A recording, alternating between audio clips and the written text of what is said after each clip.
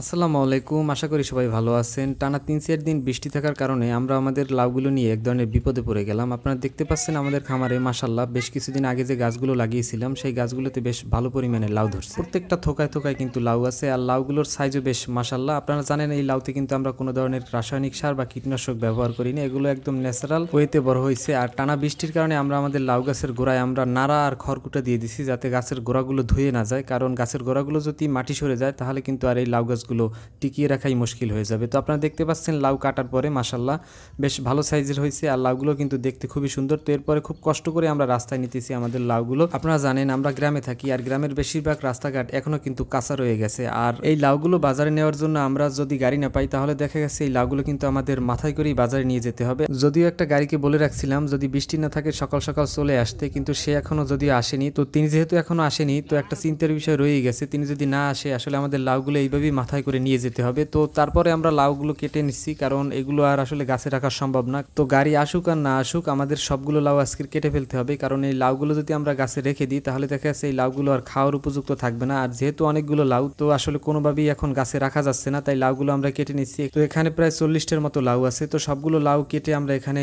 রেখে দিচ্ছি। তো এরপরে পাইকার সহ গাড়ি আসার জন্য আমরা অপেক্ষা করতেছি। তারপরে তাদেরকে ফোন করলাম, তো ফোন করে যেটা জানতে পারলাম তারা আসলে পথে আসতেছে। আর গ্রামের আমাদের রাস্তাঘাট আপনারা দেখলেই বুঝতে পারবেন আসলে এই কাঁচা রাস্তায় আসলে গাড়ি সহজে আসতে চায় না। তো তারপরেও কপাল ভালো যে পাইকার সহ আমরা একটা গাড়ি পেয়েছি, আর সেই গাড়িটা আসছে, যার কারণে আমরা লাউগুলো খুব সহজেই আজকের বিক্রি করতে পারলাম। তো এখন আপনাদের মাঝে একটা প্রশ্ন আসতে পারে, আমরা লাউগুলো কি দামে বিক্রি করলাম বা কত টাকা পিস বিক্রি করলাম। আমরা প্রতি পিস লাউ 30 টাকা পিস এবং 25 টাকা পিস এই দরে বিক্রি করলাম।